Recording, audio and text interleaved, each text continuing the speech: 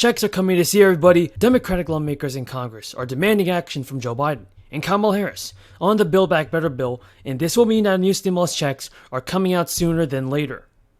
If you're a senior on Social Security, SSI, SSDI, or a VA beneficiary, stay tuned. You don't want to miss out on this video.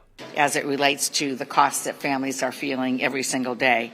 And there's no question that our country still faces supply chain challenges. I certainly from Michigan can speak about that and what that means, and everything that we buy in terms of cars and appliances and every part of the economy, and we are laser focused on addressing that.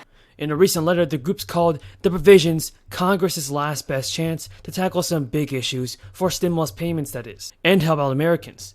Many Democrats have expressed their frustration with Manchin for causing negotiations on the Build Back Better to be stalled. According to the group, the time is to act now. And I definitely do agree, friends, that Congress has to take some immediate action on the fourth round of stimulus checks and the spending bill. Manchin, who was also the chair of Energy and Natural Resources Committee, voiced his opposition to advancing the Build Back Better. Manchin has cited concerns about spending, partisanship, and inflation for his opposition. But what do you think about Joe Manchin? Do you believe he's holding our stimulus checks back? Tell me what you think, everybody, in the comments below.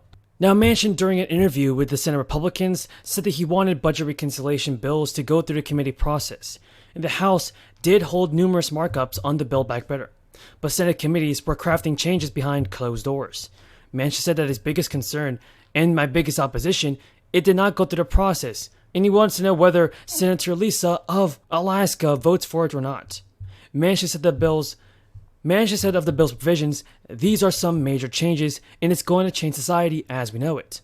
But lawmakers, many people in fact, have said that Manchin's concerns have already been addressed, and the good news is that Democratic lawmakers and other lawmakers have expressed confidence in restarting the budget reconciliation talks with Joe Manchin. So friends, a new bill could be proposed by Democratic Representative John Larson, and this will bring some big changes to Social Security. Now, a higher COLA is especially important right now, at least, with inflation running so high. The COLA for 2021 was only about 1.3%, which means next year's adjustment will rise by more than 4%. Some senior groups wanted an even higher COLA for 2022, of 6 to 6.1%. They argued it would be needed to fully cover the needs of seniors. The bill would also require the wealthy to pay the same Social Security payroll tax as everybody else. Right now, at least, Social Security taxes are not collected on annual wages over $142,000. Senator Larson's legislation is going to apply the payroll tax to wages above $400,000. And according to a fact sheet, Larson's proposal also includes an increase in benefits for all beneficiaries, roughly 2% of the average benefit. So, do you believe that Social Security benefits should be raised by President Biden? Tell me what you think in the comments down below, everybody, and will he get it done at least? American families understand. We want to help these families make ends meet, but we don't want to make inflation worse. We've got to come up with a plan that addresses that. Each family has a different challenge, but we know that inflation is a challenge to all of us that we can deal with. And there are several elements that we think are going to help this economy improve. First, have we reached the COVID corner yet?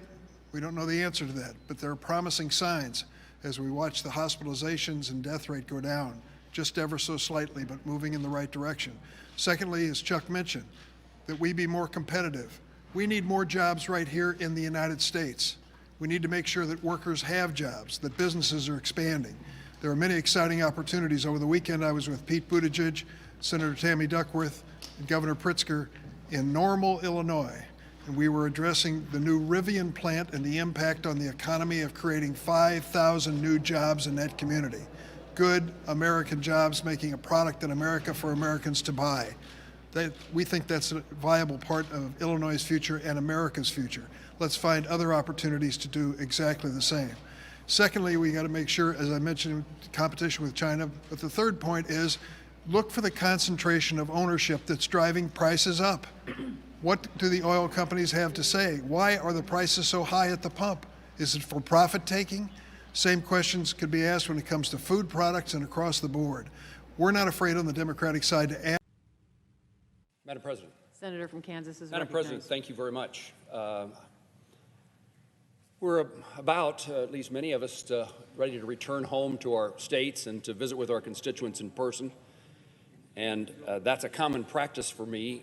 I can indicate to my colleagues in the Senate that the conversations, they're wide-ranging at home, but certainly if there's a theme, it's the result, consequences that Americans and Kansans are feeling in regard to inflation. The things at the grocery store, the price at the pump, rent, all the things are rising, and people are struggling to pay the bills, and things are being left out of what someone can afford in their budget because everything costs more. Kansas is an energy-producing state. We certainly are an agricultural state, and I would tell you when I talk to farmers and ranchers, commodity prices have gone up, and one might think that that's something that would be very beneficial to farmers. But this inflation has raised the price of everything that they purchase to create the crops that feed us across America and around the world. One of the components and one of the reasons that inflation is rising so rapidly is energy costs. Even for my farmers, fertilizer is made from phosphates and natural gas. Diesel fuel is used in the vehicles and tractors, trucks, and our ability to provide that food for the world is being hampered because we're going to lose money when we grow crops, even though they may bring a higher price than they did just a few months ago. So many components of what we purchase in this country, and one of the reasons costs are all rising is because the price of oil and gas. I am confused by the policies that many in this body promote. At the same time, they are asking for relief at the pump. And yet, time and time again, what policies, what legislation, what conversations here, what actions are taken, particularly by Democrats, is to reduce the supply of oil and natural gas. It makes no sense to me when the policy, in fact, how can it make sense for people to propose to eliminate the tax on gas? I suppose their interest is in making gas more expensive is to try to reduce the use of oil and natural gas fossil fuels, but on the other hand, if they lower the tax on gas, it would be to lower the price, which is to encourage the ability to purchase. President Biden asked the Russians to increase their production in order to alleviate the price at the pump in the United States. We've been talking to Europe about how we're going to help them solve their natural gas shortage should we have a crisis in Ukraine and natural gas can no longer be imported from Russia, and we're working to provide more natural gas. We should be doing everything in our country to increase the supply. The definition of inflation